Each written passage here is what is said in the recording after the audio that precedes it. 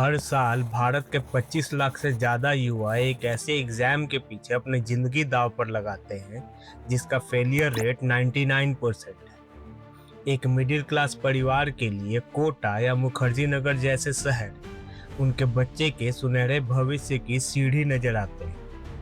लेकिन इन बड़े बड़े बिल बोर्ड्स के पीछे छुपा है एक ऐसा बिजनेस मॉडल जिसे इंसानी उम्मीदों को कैश कराने के लिए डिज़ाइन किया गया है। ये कोई एजुकेशन सिस्टम नहीं है, ये एक मल्टी बिलियन डॉलर की प्रेशर फैक्ट्री है और इसका पूरा बिजनेस सिर्फ 1 करोड़ सच पर टिका है। एक ऐसा सपना बेचना जो 100 में से 99 बच्चे कभी हासिल नहीं कर सकते। The illusion of merit. 1980 के दशक में कोटा एक डूबता हुआ इंडस्ट्रियल शहर था जहां की बड़ी बड़ी फैक्ट्रियां बंद हो रही थी। लेकिन तभी कुछ इंजीनियर्स ने वहां केमिस्ट्री और मैथ की छोटी छोटी ट्यूशन क्लासेस शुरू की जिनके रिजल्ट्स बेमिसाल थे। शहर को अचानक समझ आ गया कि सामान बेचने से कहीं ज्यादा मुनाफा एंट्रेंस एग्जाम का खौफ बेचने में है। मिडिल क्लास पेरेंट्स को एक सीधा और इमोशनल सपना बेचा गया, अगर तुम मेहनत करोगे तो मेरिट तुम्हारी किस्मत बदल देगी। ये वो सपना था जिसने पूरे देश को अपनी गिरफ्त में ले लिया। चाहे पिता बिहार के किसान हो या यूपी के क्लर्क, हर किसी को लगा कि उसका बच्चा आईआईटी या एम्स पहुंचकर पूरी फैमिली की किस्मत बदल देगा। लेकिन पिछले 15 सालों में ये क्लासरूम नहीं रहे, ये असेंबली लाइन बन गए। आज भारत में टेस्ट प्रेप इंडस्ट्री 80,000 करोड़ रुपए से ज्यादा की हो चुकी है। और जब एजुकेशन में इतना भारी पैसा आता है तो मकसद सिखाना नहीं बल्कि इन्वेंट्री को प्रोसेस करना बन जाता है। जैसे ही एक 16 साल का बच्चा इस सिस्टम में कदम रखता है, उसका गणित कैसे काम करता है जरा समझिए। हर छात्र एक जैसी भारी भरकम फीस देता है, सालाना 1.5 लाख से 3 लाख रुपए, जो नॉन रिफंडेबल होती है। लेकिन पहले 4 हफ्तों के इंटरनल टेस्ट के बाद क्लास को 2 हिस्सों में बांट दिया जाता है। टॉप 1% बच्चे को डाला जाता है स्टार बैच में। उन्हें मिलते हैं best teachers, AC classroom, personal mentorship और 24 घंटे स्पेशल गाइडेंस। लेकिन बाकी 99% बच्चों का क्या? उन्हें बैठाया जाता है 200-300 बच्चे के क्राउड बैच में, जहां टीचर का ध्यान किसी पर नहीं होता। कोचिंग कंपनियां की बैलेंस शीट में 99% बच्चों से सिलेक्शन की कोई उम्मीद नहीं होती। इनका असली रोल बस इतना है, इनकी जेब से निकली नॉन रिफंडेबल फीस उन 1% स्टार बच्चों की ट्रेनिंग और अगले साल के पहले पढ़ने वाले अखबार के विज्ञापनों पर खर्च निकलता है। ये 99% बच्चे कोचिंग के असली कस्टमर नहीं है, ये बस उस मशीन का कच्चा माल और ईंधन है।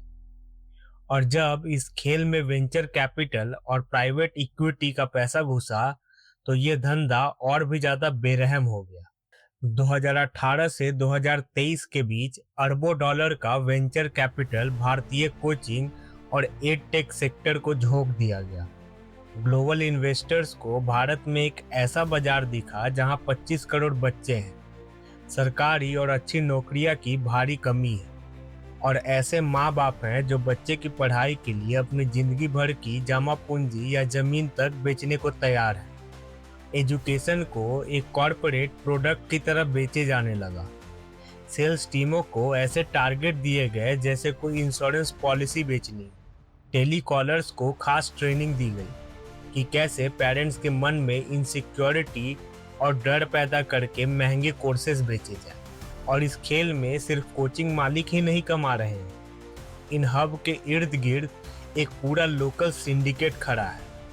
हॉस्टल माफिया, जो 8 से 10 के बिना खिड़की वाले कमरों का 15,000 से 20,000 रुपये महीना वसूलते हैं। डमी स्कूल, जो बिना एक भी दिन स्कूल बुलाए सिर्फ अटेंडेंस लगाने के 40,000 से 80,000 रुपये ऐंठ लेते हैं। रियल एस्टेट कार्टेल, जिनका किराया मेट्रो शहर के पॉश इलाकों से भी ज़्यादा है। आईआईटी में सिर्फ 17,000 सीटें हैं और सरकारी मेडिकल कॉलेजेस में लगभग 55,000, लेकिन तैयारी करने वाले छात्र 25 लाख से ज़्यादा हैं। ये गणित पहले दिन से ही टूटा हुआ था, लेकिन इस खेल में सारा रिस्क कोचिंग मालिकों या इन्वेस्टर्स का नहीं है।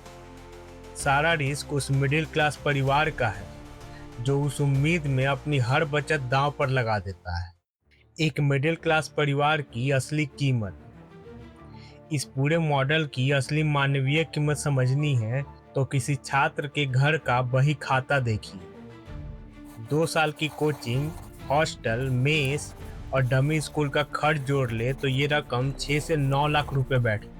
किसी अमीर परिवार के लिए शायद ये एक छोटा सा खर्च हो, लेकिन औसत भारतीय परिवार के लिए ये उनकी 5 साल की कुल बचत या फिर गिरवी रखा हुआ पुरखों का खेत होता है। जब एक 17 साल का बच्चा उस एग्जाम हॉल में कदम रखता है तो वो सिर्फ एक टेस्ट पेपर सॉल्व नहीं कर रहा होता है, उसके कंधे पर पूरे परिवार की आर्थिक सुरक्षा का बोझ होता है।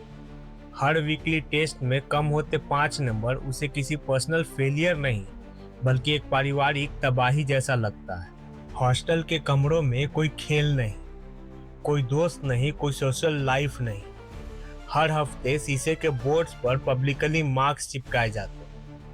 आपकी रैंक के हिसाब से आपका बैच और आपकी वैल्यू तय होती है। और जब इस बेपनाह दबाव के चलते हालात बिगड़े तो सिस्टम ने क्या हाल निकाला। कमरों के पंखों में स्प्रिंग लगा दी गई, बालकनियों में लोहे का जाल बांध दिए गए। सोचिए, एक पूरे सिस्टम की क्रूरता को ठीक करने के बजाय सिर्फ ऐसे इंतजाम किए गए ताकि फैक्ट्री बिना किसी कानूनी अड़चन के चलती रहे। तो क्या है इस दौर की असली सच? सबसे बड़ी विडंबना यह है कि यह पूरी कोचिंग इंडस्ट्री बच्चों को 1960 के दशक के पैटर्न्स पर रट्टा मारने की मशीन बना रही है, जबकि आज की दुनिया में सिर्फ फॉर्मूले याद रखना या बेसिक कैलकुलेशन करना टेक्नोलॉजी चुटकियों में कर सकती है। आप अपने देश के सबसे मेहनती और अनुशासित दिमागों को उनके सबसे क्रिएटिव सालों में एक ऐसे सिस्टम में झोंक रहे हैं जहां 99% लोगों का बाहर होना पहले से ही तय है। कोचिंग इंडस्ट्री ने देश में अच्छी सीटों की कमी पैदा नहीं की, लेकिन उस कमी से पैदा हुए डर और लाचारी का ऐसा बाजार बना दिया जो हर साल हजारों करोड़ों का मुनाफा कमाता है। सवाल यह नहीं है कि आपका बच्चा इस प्रेशर फैक्ट्री में टिक पाएगा या नहीं। सवाल यह है कि हम एक ऐसा समाज क्यों बन गए हैं जहां 1% कामयाबी की जश्न मनाने के लिए 99% बच्चों का टूटना बिजनेस के एक जरूरी हिस्सा मान लिया गया है।